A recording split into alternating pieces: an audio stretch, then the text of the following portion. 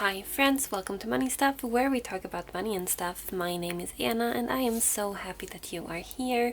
Today we're going to be doing something that's been highly requested on my channel since basically the first video I posted. And we are going to be doing a complete flip through of my own designed budget planner. And I'm very excited about it. I've worked so hard on this planner and I'm really proud of how it turned out and how functional it is while it's still being cute but also neutral enough for you to be able to do kind of what you want with it. So if you want to decorate it with washi tape or stickers or markers or something, you can still totally do that, but it's also cute enough to use the way it is. And I love it. I'm stoked about this and you guys seem to be too. So without further ado, I'm just gonna hop right in, I think, because what are we waiting for? So this planner comes in, you can choose to have the binder or with just the inserts, and then you can do 3 months, 6 months, or a full year of inserts as well. The actual binders that are currently listed in my Etsy shop is slightly different from this one. I will be listing these ones probably in February when school slows down a bit for me.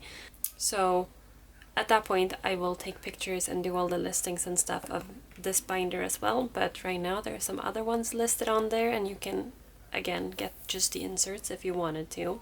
I will also make sure to post a listing for a digital download version if you don't want to buy the physical thing and just print it yourself. So this planner is A5 sized. I think it's just the right size. It's not too big, it's not too small. And the first page is just a little cover page with my logo on it. Nypon och Rosor is my little company, and then it just says budget planner. This paper is really nice and thick as well.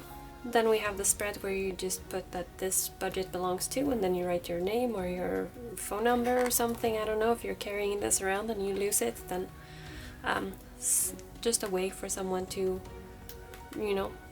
retrieve this book to you. Then we have our financial goals. So on this side you have a little tracker. It's kind of the level 10 life goals kind of thing. So you can have a visual representation where you fill in kind of from a scale from 1 to 10, how close to your goal you are. And then on this other side you just have 10 little slots to write down 10 financial goals for the year or whatever time period you're doing. So I'm currently using this planner, so some things will be filled out. I did not fill everything in, but you will see just some doodles and scribbles here and there, so excuse that. I don't have another one printed at the moment, so I'm just gonna use the one I'm currently using.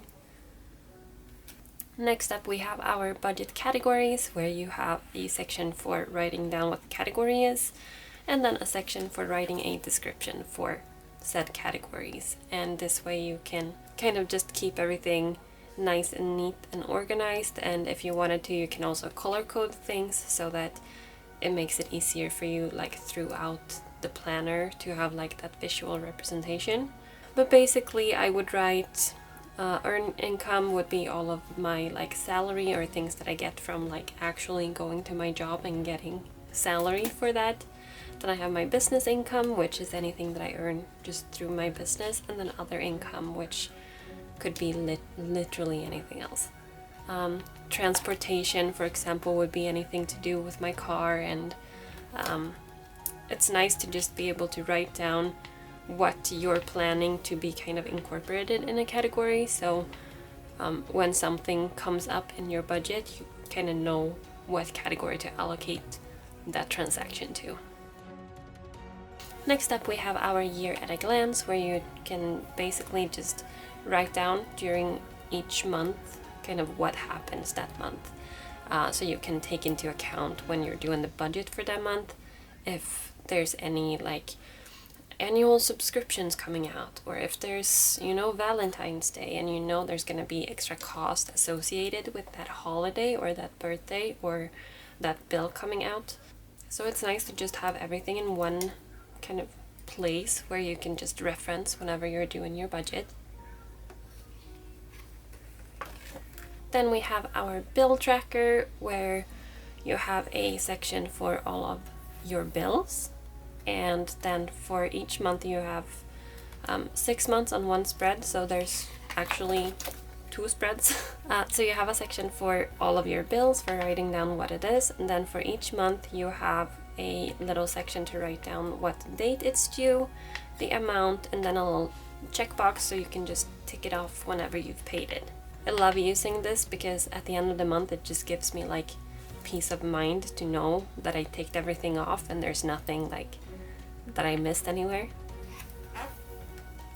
Next up we have our debt tracker, where you can use the kind of table chart on this page to visually track your progress. So you're doing like a little graph, so you can kind of see the numbers go down, which at least for me is very motivating.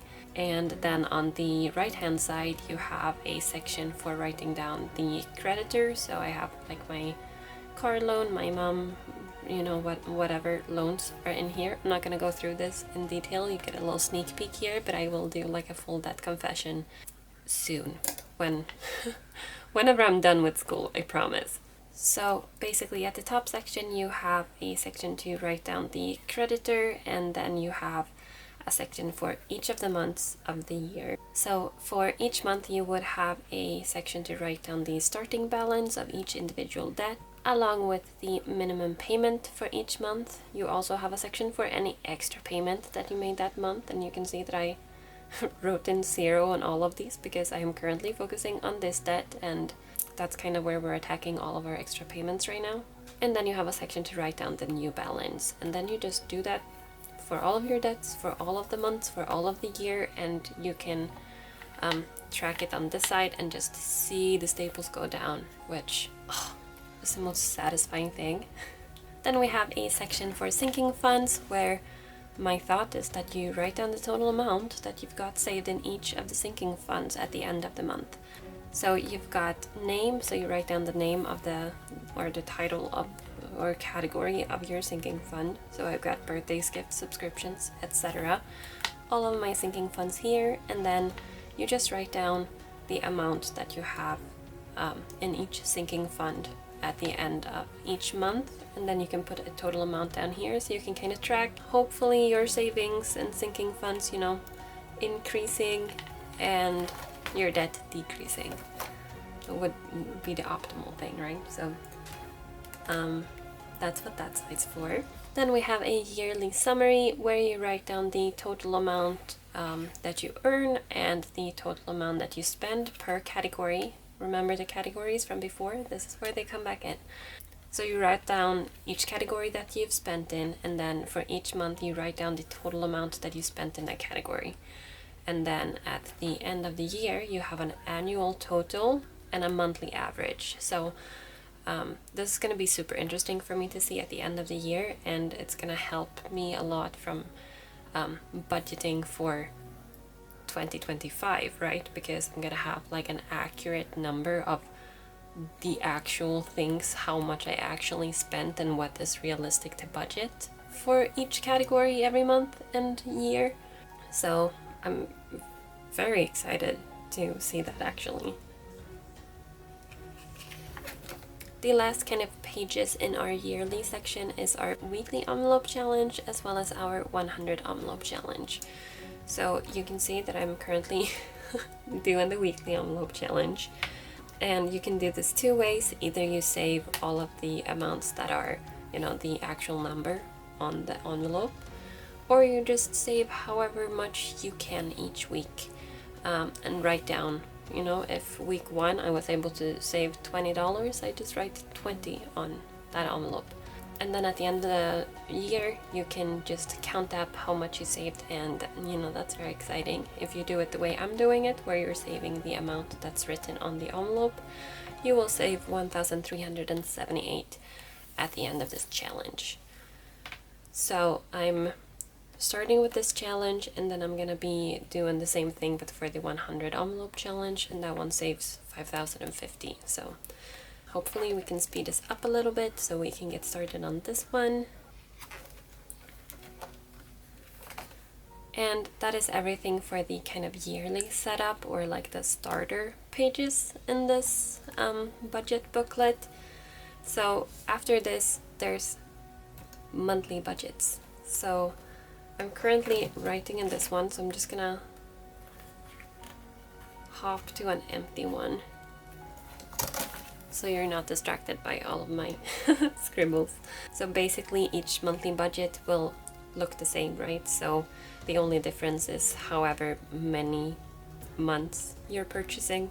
So you can get 3, 6, or 12 months, and I'm using a very thick paper for these, so 12 months actually won't fit in the planner at the same time, which is kind of annoying, but also I don't want to make it on a thinner paper because I hate when you can kind of like when the text that you're writing is like ghosting to the other side. So I don't want to like compromise on the paper quality. So once I come to that point where I'm at the end of this planner and I don't have any more space, I'll just remove, you know, the first few months and put them in a drawer and just make space that way. But here we go. So the monthly budget, we have our little cover page first, followed by a monthly overview. So basically you can use this however you want to use it. I'm using it to keep track of events that are coming up, as well as my paydays and what dates certain bills are coming out, but you can use this however you want within however you're budgeting. Then we have our budget breakdown sheet where you just write down what month you're in. Then you have a section to write down all of your income, and for everything here you will have a section for the budgeted amount as well as the actual amount that came in or that you spent. So first off, you have your income, then you have a section for your fixed expenses or your bills, a section for your variable expenses, or you know, anything that's variable. Then you have a section for your savings or sinking funds, and at the bottom here you have extra payments, which is extra debt payments. And at the very bottom you have a total and a rollover for next month. If you're doing a zero-based budgeting, this would be 0, but if you're not, you know, maybe you have a rollover, I don't know. And then we have 5 of these weekly check-ins. So if you're having a 5-week budget month, you have enough check-ins for the entire month. If you're only having a 4-week budget, you can just remove one of these pages and then you have 4 weeks. But you write down your budget period, so usually I would just put down the dates here, and then the rest of this is identical as the monthly budget breakdown. However, I find this so helpful for keeping me on track throughout the month to actually go and check in and kind of see, especially for my variable expenses, how I'm kind of doing budget-wise, because just looking at my budget on the beginning of the month and the end of the month and not really doing anything in between is not a good system for me. So I really appreciate these weekly check-ins, and some people may say it's redundant, but for me it's super helpful, and I hope it is for you guys as well.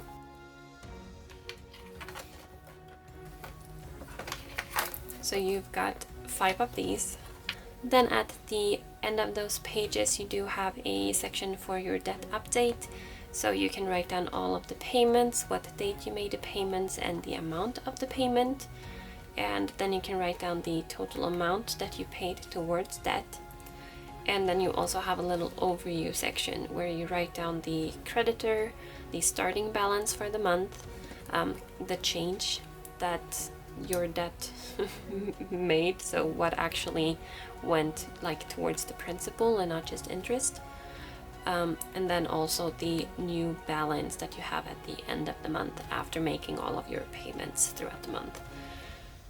Interest, I usually write down the percentage of interest that I have on each credit, and then also the priority. So the priority that I'm focusing on paying down first would be my first priority, and so on and so forth.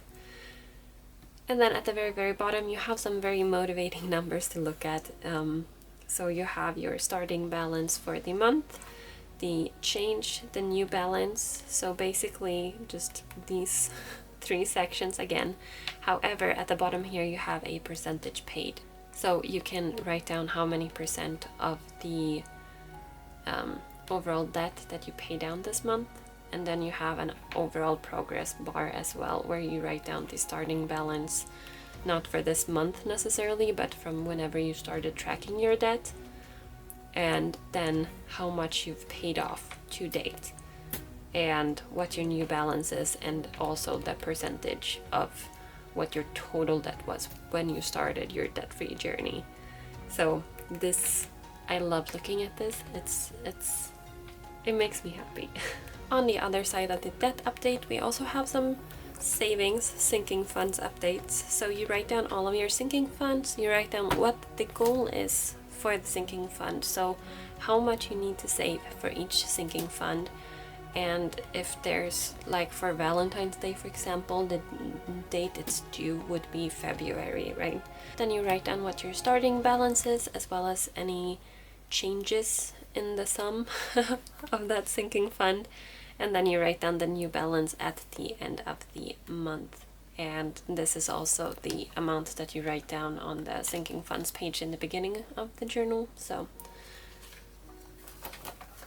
after that, we do have a monthly summary, which is going to help us kind of gather all of the informations for our yearly summary that we had in the beginning of the book. So you have a section for all of your income, so you write down the different streams of income, what the budget was, the actual number that actually came in, as well as any difference between the two. Then you have all of your spending categories, and again you have a budgeted, actual, and any difference amount over here. And then after that, we do have a few pages of the expense trackers, so you have a place to write down the account and any starting balance that you have in that account. So for example, I would use this for my bank account, and you write down the date and the description of any transactions in that account, what category that transaction is in, and then if it added money to your account or if it removed money from your account. And then you also have a running total. And so you've got, I believe, 5 of these pages. So you've got 1, 2, 3, 4, 5 of those. Yeah, and then you just have the end of this month and the beginning of the next one. But yeah, that's actually everything that I have for you guys today. So if you enjoyed this video, please like and subscribe and leave me a comment down below. And if there's anything that you think is missing or that should be changed, or any inputs that you have to make this planner better, or you have any new ideas, I'm so excited to hear them. So please let me know in the comments down below. And this binder, I will update the listing in February, but right now I'm super busy with school. So as soon as I'm done with all of my exams, I promise I will update my Etsy shop and make sure everything is up to date and all of the new binders are listed and ready to go. And yeah, if you have any other questions, again, please let me know. And thank you guys so much for all of the great support that I have on here. I'm so grateful for each and every single one of you. But yeah, that's everything that I have for you guys today. I hope you're having a lovely day or night or evening or whatever it is as you are watching this, and I will see you guys in the next one. Okay, bye!